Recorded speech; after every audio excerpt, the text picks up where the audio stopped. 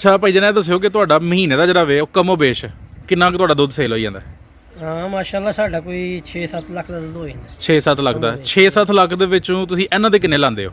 ਇਹਨਾਂ ਦੇ ਤਕਰੀਬਨ 5 ਬੰਦਿਆਂ ਦਾ ਲੱਖ ਰੁਪਏ ਖਰਚਾ ਆ ਜਾਂਦਾ। ਮੁਲਾਜ਼ਮਾਂ ਦਾ ਲੱਖ ਰੁਪਏ ਖਰਚ ਹੋ ਗਿਆ ਤੇ ਜਾਨਵਰਾਂ ਦੇ ਕਿੰਨੇ ਲੱਗ ਗਏ? ਜਾਨਵਰਾਂ ਦੇ ਆਈ ਵੰਡਾ ਛੰਡਾ ਇਹ ਪੱਠਾ ਛੱਟਾ ਸਾਡਾ ਤਕਰੀਬਨ ਆਪਣਾ ਘਰ ਦਾ ਬਣ ਜਾਂਦਾ। ਸਹੀ ਹੈ ਜੀ। ਵੰਡੇ ਤੇ ਪਾ ਕੇ ਕਿੰਨੇ ਹੋ ਗਏ ਤੁਹਾਡੇ? ਆ ਕੋ 2-2.5 ਲੱਖ ਦਾ ਵੰਡਾ ਖਾ ਜਾਂਦਾ ਮਾਲ। 2-2.5 ਲੱਖ ਦਾ? ਆ ਇੰਨਾ ਖਾ ਜਾਂਦਾ। ਯਾਨੀ ਕਿ ਫਿਰ ਵੀ ਅੱਧੋ ਅੱਧ ਤੁਹਾਨੂੰ ਬਚ ਜਾਂਦਾ ਹੈ? ਆ ਰੁਪਏ ਕੋ 2-3 ਲੱਖ ਬਚ ਜਾਂਦਾ, ਕੱਢ ਕੁੱਟ ਕੇ ਖਰਚੇ ਕੱਢ ਕੇ। ਅਕਸਰ ਸਾਨੂੰ ਕਿਸਾਨ ਦੋਸਤ ਪੁੱਛਦੇ ਨੇ ਕਿ ਐਸਾ ਵੰਡਾ ਦੱਸੋ ਜੀ ਜੀ ਜਿਹੜਾ ਵੰਡਾ ਜਾਨਵਰਾਂ ਵਾਸਤੇ ਬਿਹਤਰੀਨ ਹੈ, ਉਹਨਾਂ ਦੀ ਗ਼ਜ਼ਾਈ ਜ਼ਰੂਰੀਅਤ ਵੀ ਪੂਰਾ ਕਰੇ, ਉਹਨਾਂ ਦਾ ਦੁੱਧ ਵੀ ਵਧਾਏ ਤੇ ਡੰਗਰ ਵੀ ਜਿਹੜਾ ਵੇ ਆਪਣੀ ਸਿਹਤ 'ਚ ਰਹੇ। ਉਹ ਤੁਸੀਂ ਬਿਹਤਰੀਨ ਵੰਡਾ ਤੁਹਾਡੀ ਨਜ਼ਰ 'ਚ ਕਿਹੜਾ? ਸਾਡੇ ਜੀ ਪਹਿਲਾਂ ਦੇ ਹਾਂ ਖਲ ਛਲ ਪਾਉਂਦੇ ਹਾਂ। ਅੱਛਾ। ਤੇ ਹੁਣ 4-5 ਸਾਲ ਤੋਂ ਤਕਰੀਬਨ ਜੀ 5 ਸਾਲ ਤੋਂ ਇੱਕ ਗੋਲੀ ਵੰਡਾ ਹੈ ਅੱਛਾ ICI ਵਾਲਿਆਂ ਦਾ, ਠੀਕ ਹੈ। ਉਹ ਇਸਤੇਮਾਲ ਕਰਨੇ ਆ ਤੇ ਉਹਦੇ ਤੋਂ ਬਗੈਰ ਸਾਨੂੰ ਨਹੀਂ ਸਮਝ ਆਉਂਦੀ ਕਿ ਹੋਰ ਕੋਈ ਵੰਡਾ ਪਾਈਏ।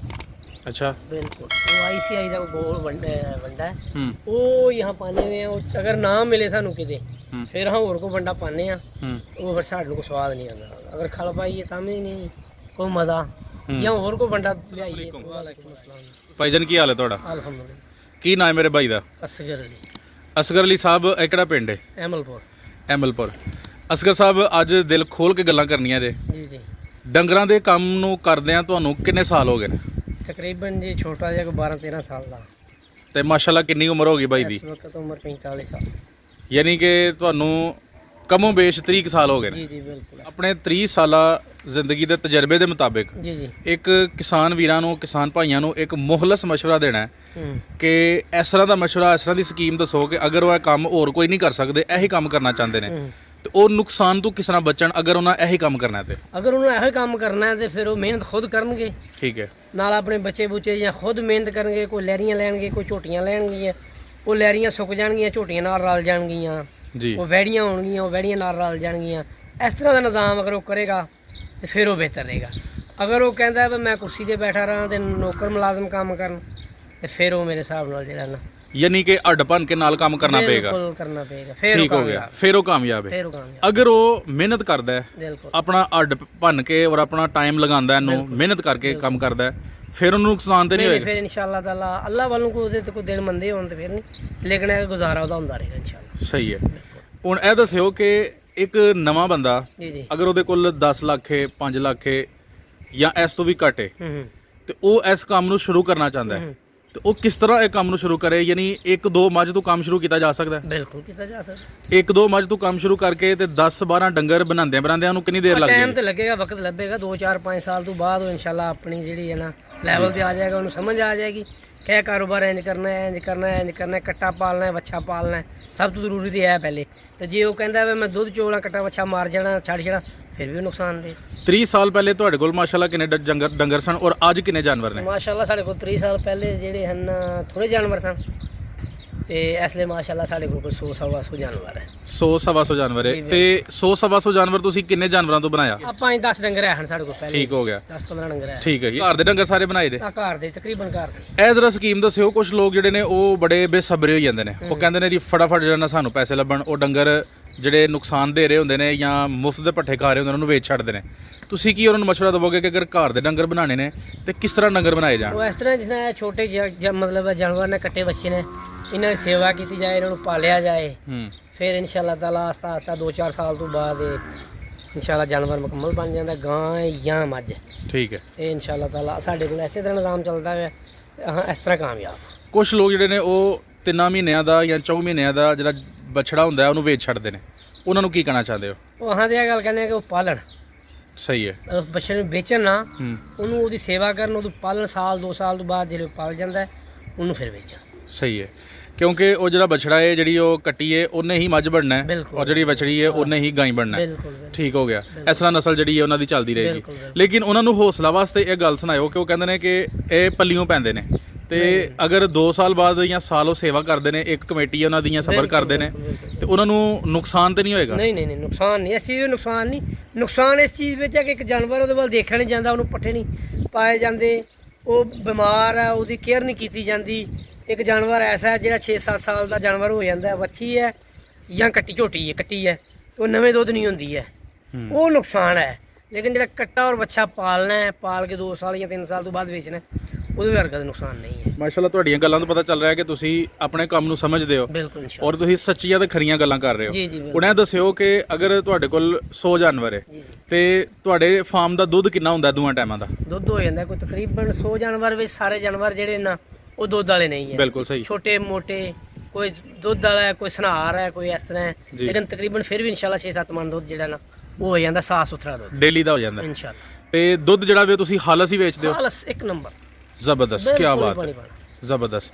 ਤੇ ਦੁੱਧ ਇਹ ਜਿਹੜਾ ਲਾਕਡਾਊਨ ਚੱਲਦਾ ਪਿਆ ਜਾਂ ਕਰੋਨਾ ਵਾਇਰਸ ਆਇਆ, ਇਹਦੇ ਵਿੱਚ ਦੁੱਧ ਦੀ ਡਿਮਾਂਡ ਘਟੀ ਹੈ ਜਾਂ ਤੁਹਾਡਾ ਕੰਮ ਉਸ ਤਰ੍ਹਾਂ ਹੀ ਚੱਲਦਾ ਸਾਡਾ ਰਿਹਾ? ਕੰਮ ਉਸ ਤਰ੍ਹਾਂ ਹੀ ਚੱਲਦਾ ਪਿਆ ਹੈ, ਅੱਛਾ ਕਿਉਂਕਿ ਉਹਦੇ ਵਿੱਚ ਉਹਦੀ ਇਹ ਬੁਨਿਆਦ ਹੈ ਕਿ ਸਾਡਾ ਦੁੱਧ ਸਾਫ ਸੁਥਰਾ ਹੈ, ਠੀਕ ਹੈ। ਲੇਕਿਨ ਅਸਰ ਤੇ ਪਿਆ ਹੈ, ਅੱਛਾ ਅਸਰ ਹੈ, ਲੇਕਿਨ ਇਨਸ਼ਾਅੱਲਾ ਸਾਡਾ ਕੰਮ ਸਹੀ ਲੈਵਲ ਤੇ ਚੱਲਦਾ ਪਿਆ। ਉਹਦੀ ਵਜ੍ਹਾ ਇਹ ਹੈ ਕਿ ਸਾਡਾ ਦੁੱਧ ਸਹੀ ਹੈ। ਇੱਥੇ ਤੁਹਾਡੇ ਪਿੰਡਾਂ ਵਿੱਚ ਕਿੰਨਾ ਰੇਟ ਮਿਲਦਾ ਪਿਆ ਦੁੱਧ ਦਾ? ਸਾਡੇ ਪਿੰਡਾਂ ਵਿੱਚ ਜਿਹੜਾ ਰੇਟ ਹੈ 70 ਤੋਂ 80 ਰੁਪਏ ਰੇਟ। ਕੀ ਗੱਲ ਹੈ ਕਿ ਰੇਟ ਥੋੜਾ ਕਿਉਂ ਹੈ? ਅਗਰ ਜਿਸ ਬੰਦੇ ਨੇ ਸਿਆਲਕੋਟ ਸ਼ਹਿਰ ਵਿੱਚ ਦੁੱਧ ਖੜਨਾ ਹੈ ਜੀ ਉਹਨੇ ਖਰਚਾ ਕਰਨਾ ਹੈ, ਠੀਕ ਹੈ। ਉਹਨੇ ਖਰਚਾ ਕਰਕੇ ਆਪਣੀ ਦਿਹਾੜੀ ਭੰਨ ਕੇ ਤੇ ਫਿਰ ਸਿਆਲਕੋਟ ਸ਼ਹਿਰ ਖੜਨਾ, ਫਿਰ ਲੈ ਕੇ ਅੱਗੇ ਉਹਨੇ ਵੇਚਣਾ ਹੈ। ਕੋਈ ਇਮਾਨਦਾਰੀ ਨਾਲ ਵੇਚੇ ਜਾਂ ਬੇਈਮਾਨੀ ਕਰੇ ਉਹਦਾ ਫੇਲ ਹੈ। ਠੀਕ ਹੋ ਗਿਆ। ਯਾਨੀ ਅਗਰ ਤੁਸੀਂ 70 ਤੋਂ 80 ਰੁਪਏ ਦੋਏ ਤੁਸੀਂ ਗੋਕਾ ਮਾਲ ਔਰ ਦੂਸਰਾ ਤਾਂ ਇਕੱਠਾ ਹੀ ਦਿੰਦੇ ਹੋ ਬਿਲਕੁਲ ਦਿੰਦੇ ਤੇ ਫਿਰ ਵੀ ਤੁਹਾਨੂੰ ਵਾਰੇ ਚਲਾਈ ਜਾਂਦਾ? ਇਨਸ਼ਾਅੱਲਾ। ਕੀ ਗੱਲ ਏ ਤੁਸੀਂ ਮੱਝਾਂ ਵੀ ਰੱਖੀਆਂ ਨੇ ਤੇ ਗਾਵਾਂ ਵੀ ਰੱਖੀਆਂ ਨੇ, ਦੋਏ ਮਿਕਸ ਕਰਕੇ ਕਿਉਂ ਰੱਖੀਆਂ ਨੇ?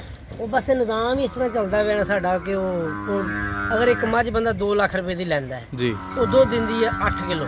ਠੀਕ ਹੈ, ਉਹਦਾ ਸਾਰਾ ਕੈਲਕੂਲੇਟਰ ਮਾਰਿਆ ਜਾਏ ਇੱਕ ਜੀ। ਮੱਝ ਦਾ ਹੂੰ, ਤੇ ਉਹ ਆਪਣਾ ਘਰ-ਦਰ ਪੂਰਾ ਨਹੀਂ ਕਰੇਗੀ। ਠੀਕ ਹੋ ਗਿਆ। ਠੀਕ ਹੈ, ਉਹਦੇ ਵਿੱਚ ਗੋਕਾ ਤੇ ਮਾਝਾ ਹੋਏਗਾ, ਕੋਈ ਖੰਗੜੀ ਹੋਏਗੀ, ਕੋਈ ਲੈਰੀ ਹੋਏਗੀ, ਉਹਦੇ ਹਿਸਾਬ ਨਾਲ ਜਿਹੜਾ ਸਾਡਾ ਨਿਜ਼ਾਮ ਜਿਹੜਾ ਪਿੰਡਾਂ ਥਾਵਾਂ ਦਾ ਨਿਜ਼ਾਮ ਜੀ, ਉਹ ਇਸ ਤਰ੍ਹਾਂ ਚੱਲਦਾ ਹੈ। ਜ਼ਬਰਦਸਤ। ਇਸ ਤਰ੍ਹਾਂ ਤੁਸੀਂ ਬਿਹਤਰ ਕਿਹਨੂੰ ਪਾਇਆ ਹੈ, ਗਾਈਆਂ ਨੂੰ ਜਾਂ ਮੱਝਾਂ ਨੂੰ? ਗਾਈਆਂ ਫਿਰ ਕੀ ਗੱਲ ਤੁਹਾਂ ਮੱਝਾਂ ਵੀ ਰੱਖੀਆਂ ਨੇ? ਮੱਝਾਂ ਬਸ ਉਹ ਗਾਈਆਂ ਛੜਿਆ ਗਾਂ ਦਾ ਦੁੱਧ ਨਹੀਂ ਲੱਗਦਾ ਹੈ, ਯਾਨੀ ਅਗਰ ਫਾਰਮ ਤੇ ਮੱਝਾਂ ਨਾ ਹੋਣ ਤੇ ਦੁੱਧ ਹੀ ਨਹੀਂ ਵੜਦੇ? ਦੁੱਧ ਹੀ ਨਹੀਂ ਵੜਦੇ। ਠੀਕ ਹੋ ਗਿਆ। ਤੇ ਉਂਝ ਅਗਰ ਗੋਕਾ ਕਰਕੇ ਦੋਏ ਮਿਕਸ ਕਰਕੇ ਵੇਚੋ ਤੇ ਉਹ ਦੁੱਧ ਵਿੱਚ ਕੋਈ ਮਸਲਾ ਤਾਂ ਨਹੀਂ ਬਣਦਾ? ਨਹੀਂ, ਉਹਦੇ ਵਿੱਚ ਕੀ ਮਸਲਾ ਕੋਈ ਵੀ ਨਹੀਂ। ਠੀਕ ਹੋ ਗਿਆ। ਅੱਛਾ ਹੁਣ ਇਹ ਦੱਸਿਓ ਕਿ ਇੱਕ ਨਵਾਂ ਬੰਦਾ ਜਿਹੜਾ ਹੈ ਉਹਨੇ ਅਗਰ ਇਹ ਕੰਮ ਸ਼ੁਰੂ ਕਰਨਾ ਹੈ, ਜੀ ਜੀ 10 ਡੰਗਰ ਰੱਖਣਾ ਚਾਹੁੰਦਾ ਹੈ, ਜੀ ਜੀ। ਉਹਦੇ ਕੋਲ ਕਿੰਨਾ ਮਾਲ ਹੋਣਾ ਚਾਹੀਦਾ ਸਿਰਫ ਡੰਗਰਾਂ ਵਾਸਤੇ? ਉਹਦੇ ਕੋਲ ਮਾਲ ਕਮ ਅਜ਼ ਕਮ ਅਗਰ 10 ਡੰਗਰ ਰੱਖਣਾ ਚਾਹੁੰਦਾ ਹੈ ਤੇ ਕੋਈ ਕਮ ਅਜ਼ ਕਮ 35-40 ਲੱਖ ਰੁਪਇਆ ਹੋਵੇ ਤੇ ਫਿਰ ਉਹ 10 ਡੰਗਰ ਦਾ ਬਣਾ ਸਕਦਾ ਹੈ। ਤੇ 20 ਲੱਖ ਨਾਲ ਕੰਮ ਨਹੀਂ ਚੱਲ ਸਕਦਾ? 20 ਲੱਖ ਨਾਲ ਤੇ 20 ਲੱਖ ਦੇ ਮੁਤਾਬਕ ਹੀ ਚੱਲਣਾ ਹੈ। ਅੱਛਾ, ਬਿਲਕੁਲ ਸਹੀ ਹੈ। ਯਾਨੀ ਅਗਰ ਉਹ ਬੜੇ ਸੌਖੇ ਤਰੀਕੇ ਨਾਲ ਰੱਖਦਾ ਹੈ ਤੇ 30 ਤੋਂ 35 ਲੱਖ, ਔਰ ਅਗਰ ਉਹ 10 ਡੰਗਰ ਰੱਖਣਾ ਚਾਹੁੰਦਾ ਹੈ ਔਰ ਖਿੱਚ ਕੇ ਕੰਮ ਰੱਖਣਾ ਚਾਹੁੰਦਾ ਤਾਂ ਫਿਰ 20 ਲੱਖ ਉਹਦੇ ਕੋਲ ਹੋਏ, ਅਗਰ ਸਟਾਰਟਿੰਗ ਇਸੇ ਤਰ੍ਹਾਂ ਚਾਹੁੰਦਾ ਹੈ ਬਈ ਹਰ ਚੀਜ਼ ਉਹਨੇ ਨਵੀਂ ਤਿਆਰ ਕਰਨੀ ਹੈ ਤੇ ਫਿਰ ਉਹਨੂੰ 35 ਲੱਖ ਚਾਹੀਦਾ ਹੈ। 35-40 ਲੱਖ। ਲੇਕਿਨ ਅਗਰ ਉਹ ਥੋੜੇ ਤੋਂ ਕੰਮ ਸਟਾਰਟ ਕਰ ਲੈਂਦਾ ਤੇ 20 ਨਾਲ ਵੀ ਕੰਮ ਚੱਲ ਜਾਏਗਾ। 2 ਲੱਖ ਨਾਲ ਵੀ ਚੱਲ ਜਾਂਦਾ ਹੈ। 2 ਲੱਖ ਨਾਲ ਵੀ ਲੋਕ ਚਲਾ ਲੈਂਦੇ ਨੇ। 1-2 ਡੰਗਰ ਲਿਆ ਜੀ। ਉਹਨੂੰ ਹੀ ਮਿਹਨਤ ਕਰਦੇ ਨੇ, ਅੱਲਾਹ ਤਾਲਾ ਉਹਦੇ ਵਿੱਚ ਨਹੀਂ, ਅਸੀਂ 10 ਡੰਗਰਾਂ ਦੀ ਗੱਲ ਕਰ ਰਹੇ ਹਾਂ। 10 ਡੰਗਰਾਂ ਵਾਸਤੇ ਕੋਈ 20 ਲੱਖ ਚਾਹੀਦਾ, ਹਾਂ ਬਿਲਕੁਲ ਇੰਨੇ ਪੈਸੇ ਜਿਹੜੀ 15 ਤੋਂ 20 ਲੱਖ। ਅੱਛਾ ਭਾਈ ਜਨਾਬ ਦੱਸਿਓ ਕਿ ਤੁਹਾਡਾ ਮਹੀਨੇ ਦਾ ਜਿਹੜਾ ਵੇ ਉਹ ਕਮੋ ਬੇਸ਼ ਕਿੰਨਾ ਕੁ ਤੁਹਾਡਾ ਦੁੱਧ ਸੇਲ ਹੋ ਜਾਂਦਾ? ਹਾਂ ਮਾਸ਼ਾਅੱਲਾ ਸਾਡਾ ਕੋਈ 6-7 ਲੱਖ ਦਾ ਦੁੱਧ ਹੋ ਜਾਂਦਾ। 6-7 ਲੱਖ ਦਾ? 6-7 ਲੱਖ ਦੇ ਵਿੱਚੋਂ ਤੁਸੀਂ ਇਹਨਾਂ ਦੇ ਕਿੰਨੇ ਲਾਉਂਦੇ ਹੋ?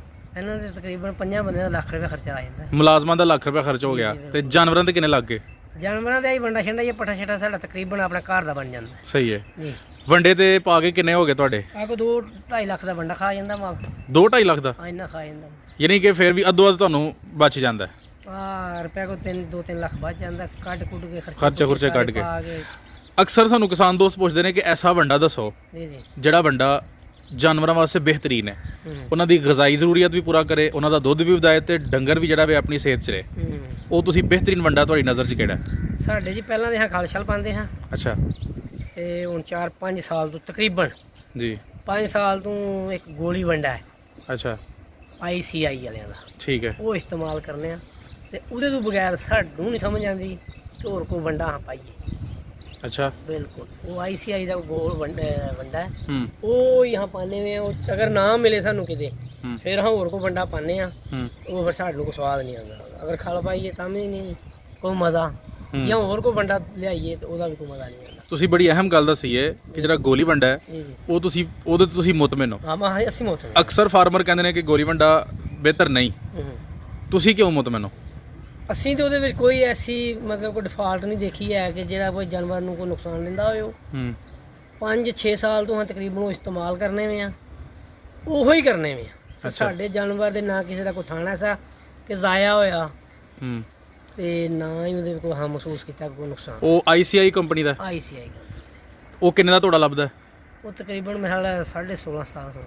ਤੇ ਉਹ ਕਿੰਨੇ ਤੋੜੇ ਤੁਹਾਡੇ ਲੱਗ ਜਾਂਦੇ ਨੇ ਦਿਨ ਦੇ? ਸਾਡੇ ਤਕਰੀਬਨ ਹਾਂ ਅੱਜ ਕੱਲ ਜਿਹੜਾ ਪੱਠਾ ਦਾ ਥਾਂ ਆਮ ਹੈ ਜੀ, ਤੇ ਕੋਈ 2 ਤੋੜੇ ਵੰਡਾ ਅੱਜ ਮਤਲਬ ਅੱਜ ਦੀ ਦਿਹਾੜੀ ਦਿਨ ਵਿੱਚ ਵੀ 2 ਤੋੜੇ ਲੱਗ ਜਾਂਦੇ ਨੇ? 2 ਤੋੜੇ ਟੋਟਲ ਮਸਿਆ। ਠੀਕ ਹੈ, ਸਹੀ ਹੋ ਗਿਆ। ਕੁਝ ਲੋਕ ਕਹਿੰਦੇ ਨੇ ਕਿ ਇਹ ਜਿਹੜਾ ICI ਵੰਡਾ ਹੈ ਵੇ ਗੋਲੀ ਵੰਡਾ, ਇਹ ਗਰਮ ਬੜਾ ਹੁੰਦਾ ਹੈ, ਜਾਨਵਰਾਂ ਨੂੰ ਬਹੁਤ ਜ਼ਿਆਦਾ ਹੀਟ ਕਰ ਦਿੰਦਾ ਹੈ, ਮੱਝਾਂ ਅੱਗੋਂ ਨਹੀਂ ਬਣਦੀਆਂ। ਨਹੀਂ ਨਹੀਂ, ਅੱਛਾ, ਮੇਰੇ ਸਾਡੇ ਦੇਣ ਵਿੱਚ ਤੇ ਨਹੀਂ ਐਸੀ ਆਈ ਹੈ। ਦੁੱਧ ਦੇ ਹਵਾਲੇ ਨਾਲ ਕੀ ਕਹੋਗੇ ਕਿ ਉਹਦੇ ਨਾਲ ਦੁੱਧ ਵੀ ਵੱਧਦਾ ਹੈ? ਦੁੱਧ ਵੱਧਦਾ ਹੈ ਅਗਰ ਉਹਨੂੰ ਤਰੀਕੇ ਨਾਲ ਪਾਇਆ ਜਾਏ ਤੇ ਮੇਰਾ ਹਾਲਾ ਹੀਟ ਵੀ ਨਹੀਂ ਕਰਦਾ। ਹਾਂ ਤੇ ਉਹਨੂੰ ਪਾਉਂਦੇ ਆ 72 ਕਰਾ ਕੇ ਨਾ, ਗਿੱਲਾ ਕਰਕੇ, ਬਿਲਕੁਲ ਗਿੱਲਾ ਕਰਕੇ ਵੱਡਾ ਪਾਉਂਦੇ ਆ, ਸੁੱਕਾ ਨਹੀਂ ਪਾਉਂਦੇ। ਜ਼ਰਾ ਤਰਤੀਬ ਦੱਸਣੀ ਜੇ ਉਹਨਾਂ ਨਵਿਆਂ ਬੰਦਿਆਂ ਨੂੰ ਜੀ ਜੀ। ਜਿਹੜੇ ਗੋਲੀ ਵੰਡੇ ਤੋਂ ਡਰਦੇ ਨੇ ਜਾਂ ਜਿਹੜੇ ਇਸਤੇਮਾਲ ਕਰਨਾ ਨਹੀਂ ਜਾਣਦੇ, ਉਹਨਾਂ ਨੂੰ ਜ਼ਰਾ ਸਮਝਾਉਣਾ ਦੇ ਕਿ ਕਿਸ ਤਰ੍ਹਾਂ ਵੰਡਾ ਪਾਇਆ ਜਾਏ। ਇਹਨੂੰ ਇਸ ਤਰ੍ਹਾਂ ਹੀ ਬਸ 72 ਕਰਾਓ ਇਹਨੂੰ। ਅੱਛਾ, ਅਗਰ ਤੂੜੀ ਵੀ ਪਾਣਾ ਤਾਂ ਵੀ 72 ਕਰਾ ਕੇ, ਅਗਰ ਪੱਠਿਆਂ ਦੇ ਉੱਤੇ ਪਾਣਾ ਤਾਂ ਵੀ 72 ਕਰਾ ਕੇ, ਕਿ ਟੱਪ ਵਿੱਚ ਇਹਨੂੰ ਲੈ ਕੇ ਤੇ ਇਹਦੇ ਨੂੰ ਸੁੱਟੋ, ਟੱਪ ਦੇ ਉੱਤੇ ਪਾਣੀ ਸੁੱਟੋ 5-4 ਬਾਲਟੀਆਂ, ਜਿੰਨਾ ਵੰਡਾ ਉਹਦੇ ਹਿਸਾਬ ਨਾਲ ਪਾਣੀ ਛੱਡ ਲਓ। ਉਸ ਤੋਂ ਬਾਅਦ ਉਸ ਵੰਡੇ ਨੂੰ ਜਾਨਵਰ ਅੱਗੇ ਪਾ ਲਓ। ਕਿੰਨੀ ਦੇਰ ਵਾਸਤੇ ਪਾਣੀ ਚ ਰਹੇ? 3 ਮਿੰਟ ਵੀ ਰਹਿ ਜਾਂਦੇ ਆ, ਬਿਲਕੁਲ ਗਲ ਜਾਂਦਾ ਹੈ। ਗਲ ਜਾਂਦਾ ਹੈ। ਉਹਦੀ ਉਹ ਜਿਹੜੀ ਹੈ ਨਾ ਪੋਜੀਸ਼ਨ ਬਦਲ ਜਾਂਦੀ ਹੈ। ਸਹੀ ਹੈ। ਤੇ ਤੁਹਾਨੂੰ ਤੁਸੀਂ ਕਿਉਂਕਿ 5 ਸਾਲ ਤੋਂ ਇਸਤੇਮਾਲ ਕਰ ਰਹੇ ਹੋ 5 ਸਾਲ ਤੇ ਤੁਹਾਨੂੰ ਪਤਾ ਇਹਦੇ ਵਿੱਚ ਗੋਲੀ ਵੰਡੇ ਚ ਕਿਹੜੀ ਕਿਹੜੀ ਚੀਜ਼ ਸ਼ਾਮਲ ਹੁੰਦੀ ਹੈ? ਨਹੀਂ, ਪਤਾ? ਤਕਰੀਬਨ ਮੋਟਾ ਇਲਮ ਹੈ ਕਿ ਇਹਦੇ ਵਿੱਚ ਹੈ ਕੋਈ ਰੇ ਅਖਿਆ ਜੋ ਵੀ ਜਮਾਲ ਪਾਉਂਦੇ ਨੇ ਇਹੀ ਚੀਜ਼ਾਂ ਪਾਉਂਦੇ ਨੇ, ਸੱਚੀ ਸਾਫ ਸੁਥਰੀ ਚੀਜ਼ ਤੇ ਕੋਈ ਵੀ ਨਹੀਂ ਪਾਉਂਦਾ ਹੈ ਸਹੀ ਹੈ। ਵੰਡੇ ਵਿੱਚ। ਤੇ ਇਹ ਜਿਹੜਾ ਵੰਡਾ ਵੇ ਤੁਸੀਂ ਦੱਸਿਆ ਵੇ, ਜੀ ਜੀ, ਇਹਨੂੰ ਇੱਕ ਮੱਝ ਨੂੰ ਕਿੰਨਾ ਕੁ ਅੰਦਾਜ਼ਨ ਆਈਏ? ਇਹ ਅੰਦਾਜ਼ਨ ਅਸਾਂ ਫਰਕੋ ਫਰਕੀ ਪਾਉਂਦੇ, ਕਿਸੇ ਨੂੰ 2 ਕਿਲੋ, ਜਿਹੜਾ ਕੋਈ ਅੱਛਾ ਜਾਨਵਰ ਹੈ ਉਹਨੂੰ 2 ਕਿਲੋ ਵੀ, 2.5 ਕਿਲੋ ਵੀ, ਕਿਲੋ ਵੀ, ਇਸ ਤਰ੍ਹਾਂ 3 ਕਿਲੋ ਵੀ, ਐਸਾ ਫਰਕੋ ਫਰਕੀ। ਜਾਨਵਰ ਅਗਰ ਬਿਮਾਰ ਹੋਈਏ ਤੇ ਕਿਹੜਾ ਇਲਾਜ ਕਰਦੇ ਹੋ? ਦੇਸੀ ਜਾਂ ਫਿਰ ਅੰਗਰੇਜ਼ੀ ਕਰਦੇ ਹੋ? ਤਕਰੀਬਨ ਅੰਗਰੇਜ਼ੀ ਕਰਦੇ। ਤੇ ਦੇਸੀ ਇਲਾਜ ਤੁਹਾਡੇ ਕੋਲ ਕੋਈ ਨਹੀਂ? ਨਹੀਂ, ਦੇਸੀ ਵੀ ਕਰਨੇ ਆ। ਜਿਹੜਾ ਕੋਈ ਦੇਸੀ ਵਾਲਾ ਹੋਏ ਉਹਨੂੰ ਕੋਈ ਗੰਢੇ ਛੰਡੇ ਜਾਂ ਮਿਰਚਾਂ ਲੂਣ ਵਗੈਰਾ। ਮਸਲਨ ਅਗਰ ਮੂੰਹ ਖੋਰ ਹੋਈਏ, ਗਲਗੋਟੂ ਹੋਈਏ ਜਾਂ ਪਿੱਛਾ ਮਾਰੇ ਜਾਂ ਜ਼ੋਰ ਨਾ ਸੁੱਟੇ, ਆਟਾ ਨਾ ਸੁੱਟੇ, ਉਹਦਾ ਕੋਈ ਹੈ ਦੇਸੀ ਇਲਾਜ ਤੁਹਾਡੇ ਕੋਲ? ਦੇਸੀ ਇਲਾਜ ਇਹੋ ਹੀ ਹੈ, ਪਰ ਜੇਕਰ ਕੋਈ ਪਿੱਛਾ ਮਾਰਦੀ ਹੈ ਮੱਝ ਨੂੰ, ਕੋਈ ਤੇਲ ਛੇਲ ਦਿਓ, ਕੋਈ ਮੌਸਮ ਦੇ ਹਿਸਾਬ ਨਾਲ ਗਰਮੀ ਹੈ ਜਾਂ ਬਾਈ ਨਾਲ ਹੈ ਜਾਂ ਠੰਡ ਨਾਲ ਹੈ। ਠੀਕ ਹੈ। ਕਈ ਮੱਝਾਂ ਐਸੀਆਂ ਹੁੰਦੀਆਂ ਨੇ ਜਿਹੜੀਆਂ ਗਰਮੀ ਨਾਲ ਪਿੱਛਾ ਮਾਰਦੀਆਂ, ਉਹਨੂੰ ਤੇਲ ਛੇਲ ਜਾਂ 5 ਗ੍ਰਾਮ ਦਾ ਟੀਕਾ ਲਾਉਂਦੇ ਆ, ਬਿਲਕੁਲ ਇਨਸ਼ਾਅੱਲਾ ਉਹ ਠੀਕ ਹੋ ਜਾਂਦੇ। ਕਈ ਸਰਦੀ ਨਾਲ ਮਾਰਦੀਆਂ, ਕਈ ਸਰਦੀ ਨਾਲ ਮਾਰਦੀਆਂ ਨੇ, ਉਹਨਾਂ ਨੂੰ ਮਜ਼ੀਦ ਕੋ ਅੰਗਰੇਜ਼ੀ ਇਲਾਜ ਕਰਨਾ ਪੈਂਦਾ ਹੈ। ਉਹ ਡਾਕਟਰ ਦੀ ਹਦਾਇਤ ਵੀ ਲੈਣੀ ਪੈਂਦੀ ਹੈ, ਡਾਕਟਰ ਦੇ ਮੁਤਾਬਕ ਵੀ ਇਸਤੇਮਾਲ। ਜੇ ਨਹੀਂ ਕੋਈ ਸਮਝ ਵਿੱਚ ਆਏ ਗੱਲ ਆਪਣੀ ਵਿੱਚ, ਫਿਰ ਹਾਂ ਡਾਕਟਰ ਨੂੰ ਬੁਲਾਉਂਦੇ ਆ, ਜੋ ਡਾਕਟਰ ਦੇ। ਤੇ ਇੰਨੇ ਸਾਲਾਂ ਵਿੱਚ ਕੋਈ ਮੇਜਰ ਬਿਮਾਰੀ ਵੀ ਤੁਹਾਡੇ ਫਾਰਮ ਤੇ ਆਈ ਹੈ ਨਹੀਂ? ਡੰਗਰਾਂ ਨੂੰ ਜ਼ਿਆਦਾ ਲੱਗੀ ਹੋਏ ਕੋਈ ਐਸੀ ਬਿਮਾਰੀ? ਨਹੀਂ, ਇਨਸ਼ਾਅੱਲਾ ਐਸੀ ਕੋਈ ਬਿਮਾਰੀ ਨਹੀਂ। ਜਿੰਨੀ ਅੱਲਾਹ ਤਾਲਾ ਨੇ ਬਚਾ ਕੇ ਰੱਖਿਆ, ਠੀਕ ਹੋ ਗਿਆ। ਤੇ ਕਿਸਾਨ ਭਰਾਵਾਂ ਨੂੰ ਇਹਦੇ ਬਾਰੇ ਚਾਨਣਾ ਨਹੀਂ ਪਰੇਸ਼ਾਨ ਹੋਣਾ ਚਾਹੀਦਾ। ਹਾਂ, ਨਹੀਂ, ਇਨਸ਼ਾਅੱਲਾ ਨਹੀਂ ਹੋਣਾ ਚਾਹੀਦਾ। ਤੇ ਦੁੱਧ ਜਿਹੜਾ ਤੁਸੀਂ ਦੱਸਿਆ ਕਿ ਭਾਵੇਂ ਲਾਕਡਾਊਨ ਹੈ, ਅਗਰ ਤੁਸੀਂ ਇਮਾਨਦਾਰੀ ਨਾਲ ਵੇਚੋ ਤੇ ਉਹ ਵਿਕ ਜਾਏਗਾ। ਬਿਲਕੁਲ ਵਿਕਦਾ। ਬਹੁਤ ਕੀਮਤੀ ਤੁਸੀਂ ਗੱਲਾਂ ਦੱਸੀਆਂ ਨੇ।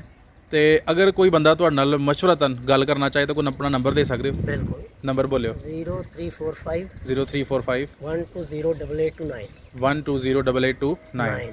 ਬਹੁਤ ਸ਼ੁਕਰੀਆ ਜੀ ਭਾਈ ਅਸਗਰ, ਤੁਸੀਂ ਬੜੀ ਅਹਿਮ ਮਾਲੂਮਾਤ ਦਿੱਤੀ ਹੈ। ਅਸਲਾਮ ਵਾਲੇਕੁਮ।